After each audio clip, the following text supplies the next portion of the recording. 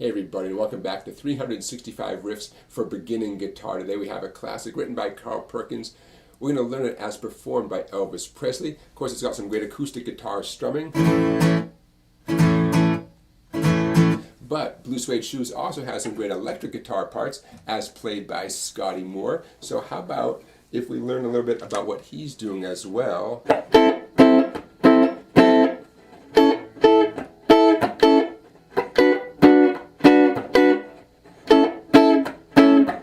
Alright, let's do it all. Here it comes. Now this song has nice easy chords with nice easy strumming, and because of that I want to clue you into a few subtleties that will help make the song sound a little bit more professional, more true to the original, and make it more fun to play, and yeah, a little more challenging, but it'll be worth it in the long run. So for instance, the way the song starts off with the A major chord.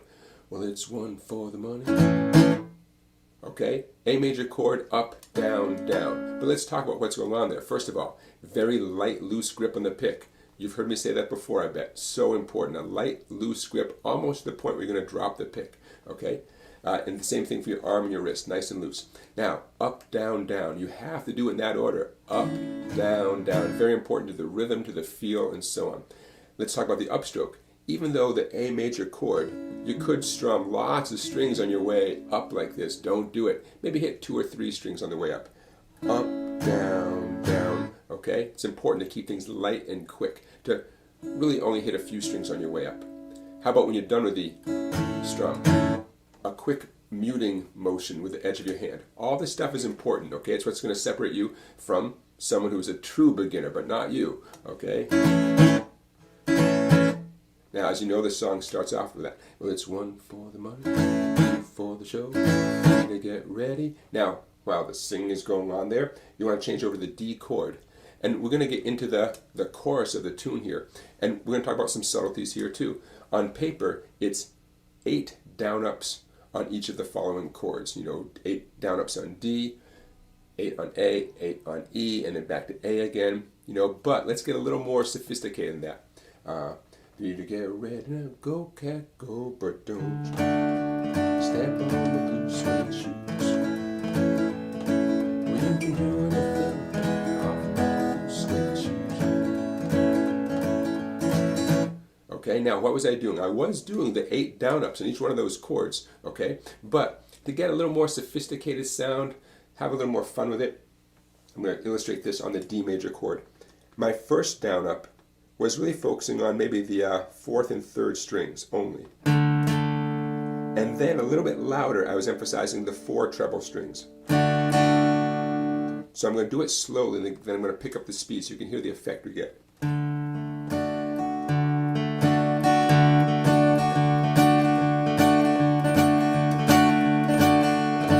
Alright? Nice rhythm, nice percussive kind of syncopated effect. It sounds great. What we have here is texture, capital T, texture. If I didn't do that, if I just looked at the screen and said, okay, 8 down-ups. Alright? Pretty boring. Now, for someone who's a true beginner, that's okay. They're going to be more focused on simply going from D to E to A, or D to A to E, and so on. That's where we all start off. But like I said, I want to clue you into some more subtleties here to give your playing a more sophisticated sound. Okay, so that type of picking, I'm going to do it on the A chord now.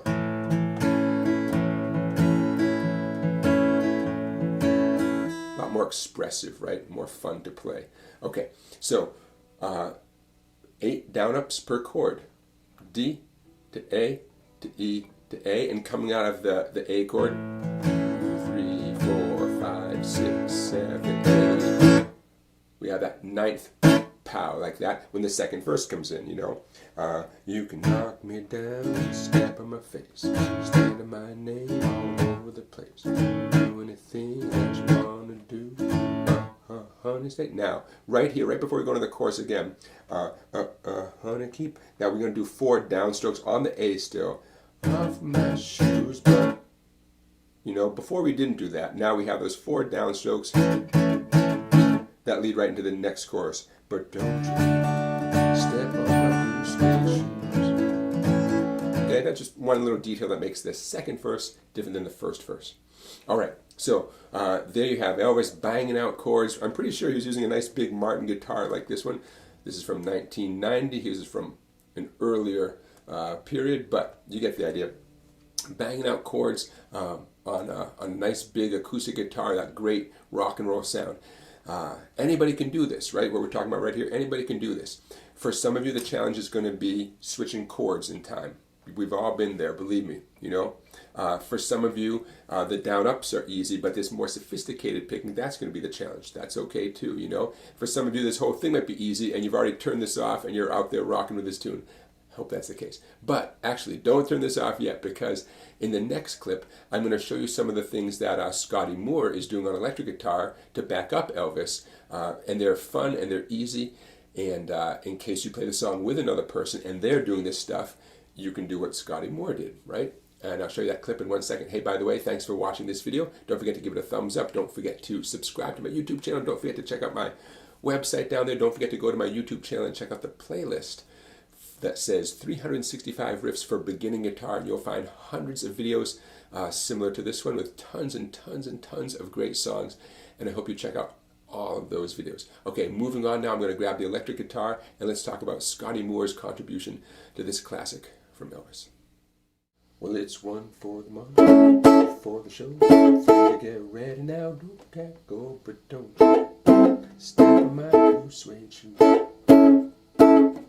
You can do anything, stay off my blue suede shoe. Now, what are those chords Scotty Moore is playing, and how can you get in on that great sound? Here it comes. He's still thinking A, D, and E. Obviously, those are the three chords to the tune. But because Elvis has those big chords covered, those big open position chords, and because Scotty Moore was a very talented, creative guy with tons of experience as a blues guitar player, he's drawing on his blues experience to flesh out this tune. He's come up with creative ways of complementing the basic A, D, and E chords. Now, the way he starts off the tune, while Elvis is playing the old-fashioned A, he's playing A up here with the F formation, based at the 5th, 6th, and 7th frets. What we have is an F grip moved up to the 5th fret, 6th fret, and 7th fret. Now, some of you might have no problems grabbing that chord right there, in which case, excellent. If some of you are still working on the F formation, you're always welcome to narrow down the chord to the bare bones. For instance, you could do just the bar at the 5th fret on the 2 treble strings. You're going to get a very similar effect, especially if you're playing with another guitar player who's banging out the chords down here. You're still going to be very audible and very complementary to what they're playing. So even though I'm going to illustrate this using a 3-finger grip on 4 different strings, you're totally allowed to play a fragment of the chord, especially if that's all you're capable of at the moment. A 2-string version, a 3-string version. You know, you don't have to do all 4 strings. Okay, so, well, it's one for the money, for the show, to get ready now, go cat go. You have all sorts of time to get to this next chord. Now, what is the next chord? It's a type of a D chord. It's a D9 chord. Now, I'm going to show you the whole chord, but then I'm going to break it down to what you can get away with, if you know what I mean. My ring finger is doing a bar, 5th fret. Got to be your ring finger, by the way, 5th fret on the 3 treble strings. Index finger, 4th string, 4th fret. And this is going to be the killer for a lot of you. It's okay if you can't get it on your first try. Middle finger, 5th string, 5th fret. That's actually the note D, and this is a D9 chord. This chord is so bluesy, it's jazzy. Now, if you can play that chord, great. But let's say you're not quite there yet. I totally understand. Let's boil it down to the 3 treble strings, 5th fret. Isn't that similar to what you did for the A chord a second ago? The A chord, you had 2 treble strings at the 5th fret. Guess what? Reach over 1 more string, and you are now implying, that's a key word, implying a D9 chord. Are you allowed to do that? Heck yeah, people do this all the time. Okay, so once Elvis starts singing 3 to get ready now, go cat go, but don't. He's strumming the D major chord. Guess what? You can do the 1-finger D9 chord. Again, you're implying a D9 chord, but people do this all the time. Go cat go, but don't. Step on my blue suede. Okay, one finger. Why not? You can do that. And then in your free time, you can work on the whole complete D9 chord.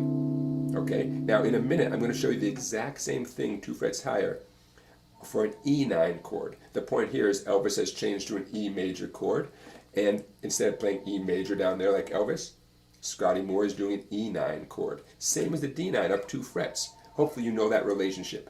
Anything that's called a D anything, you move it up 2 frets and now it's called an E, whatever. So we have an E9.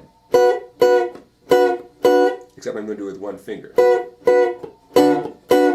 So I'm going to, before we wrap up this video, I'm going to walk you through the chorus. But instead of doing the full chords, we're going to do the one finger version, just to show you that it sounds just fine, especially if you're playing it in a context with another musician or a bunch of musicians.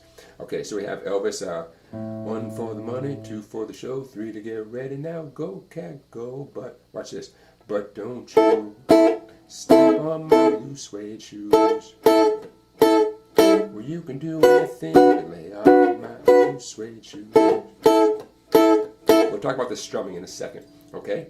So, just a quick recap. When Elvis plays the A major, bar the 2 treble strings at the 5th fret. When Elvis plays the D major, bar 3 treble strings at the 5th fret. When Elvis changes to E, Scotty Moore is, in essence, fingering the 3 treble strings at the 7th fret. Okay? And I'll say it one last time. Guitar players do stuff like this all the time, even if they know what the full chord is, even if they can play the full chord. There are lots of times where it's way more practical to grab what I call a bite-size version of the chord, like a bite-sized candy bar on Halloween. You know what I mean? A bite-sized version of the chord. Guitar players do this all the time. Okay, so there's the chorus played with one finger.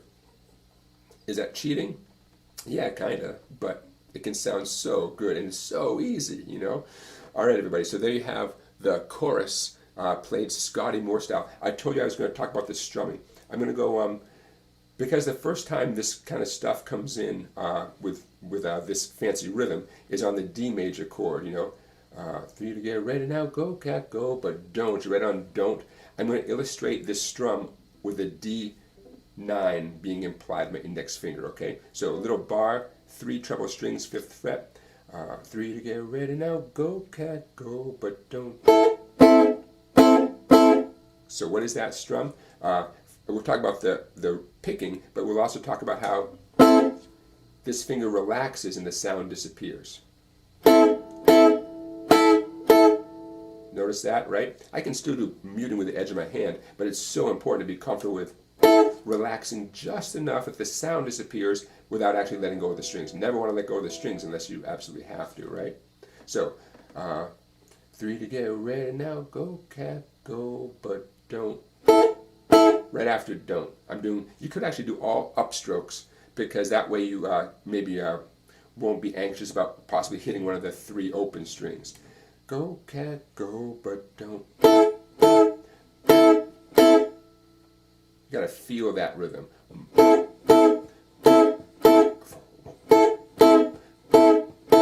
If you ever listen to the way the horns play in Rock Around the Clock. Bum bum bum bum bum ba ba da bum bum bum. You know, is that classic jump swing kind of sound that Elvis and Scotty Moore were totally familiar with, I'm sure.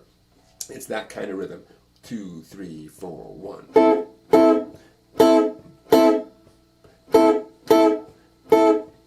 Easy to do with the A. Definitely want to do upstrokes. If you're only playing the 2 treble strings to imply the A major chord, definitely want to do it with upstrokes. Okay, E. What a great sound. One last little detail here. The A, what we're doing to imply the A, and what we're doing to imply the D9 are extremely similar. You might say, hey, they sound the same. And yeah. If you're not hearing the 3rd treble string, the G string at the 5th fret during the D9, they sure do sound alike. Don't let that bother you. You know there's a difference there.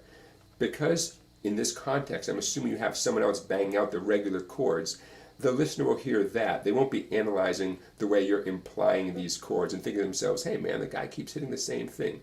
The listener doesn't have to consciously hear the third string of the D9 implied chord here to know that's, you know, the song is going great and everyone's having a good time. Okay, don't let that bother you. But yes, in case you're thinking to yourself, wow, those two chords essentially sound the same because they both contain the two treble strings at the 5th fret. Yeah, that's okay. Not to worry. All right, everybody, that'll do it for today's video, today's riff of the day. Thank you for watching. Don't forget to like this video, and I'll see you tomorrow for another in our series called 365 Riffs for Beginning Guitar.